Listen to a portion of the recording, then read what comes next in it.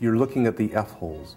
And this is a very, very nice example of a Stradivari F-hole. If you notice this F-hole, it's very consistent all the way through the stem. It comes down all the way through the stem, and you have a nice even circles right in here. A Del Gesù, on the other hand, will be more tapered on both ends. You have a taper, a more radical taper right here and right here than you do on the Stradivari. This is much less radical, and this is also straighter. So these look a little more pinched here than this does here. If you take a look at the wing of the F-hole, this is called the wing. These are the wings, these two little tabs that point out right there. Now if you take a look at the Stradivari, and if you were to draw a line coming from the lobe around and down, and then follow this curve here out and about, this wing would come out with parallel lines out here. You would see that. Now if you take a look at the Del Gesù model, you will see that this has more of a swing. These lines do not come out parallel, but they come out and they spread.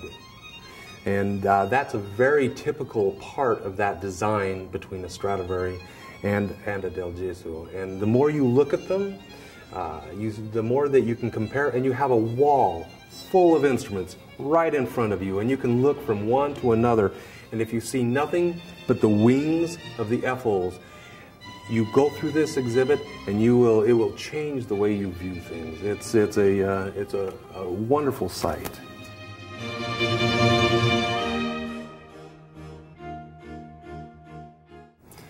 Varnish wears away from your furniture. It wears away from anything that it's applied when it's in constant contact. Instruments are no different. So, but these instruments have very typical wear patterns that the old instruments, the original Del Gesùs and Stradivarius have. Right down in the middle, right here, you see a wear pattern because the instruments are laid down in cases or on tables. And with enough time, over 300 years, it will wear away, and you will end up with a spot right here in the middle that is missing varnish. This area down here, when they were originally made, these instruments, the varnish was soft for quite a while, and I'm sure that there was a number of musicians who got home from their job in the opera pit somewhat angry because they had varnish all over their shirts. And you know, they get home and they have to get a new shirt, or they wear the same one every night, who knows.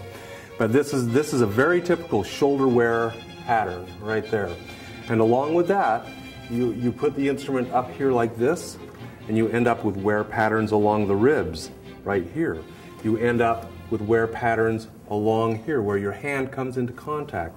You can see that the varnish is gone right there.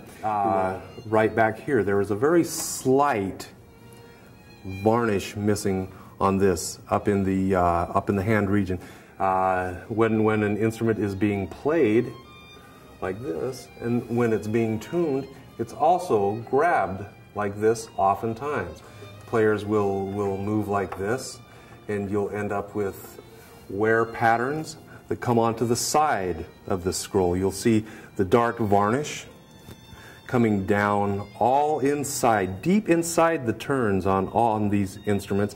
You have a lot of varnish, a lot of the original varnish in here, and then out towards the perimeters it gets lighter and lighter all the way out here, and you'll see that the outside of the turns and the curves, all of the varnish is worn off. It makes a great look because it makes it just stand out. You have the dark inner crevices, and you have that beautiful outline of the spiral.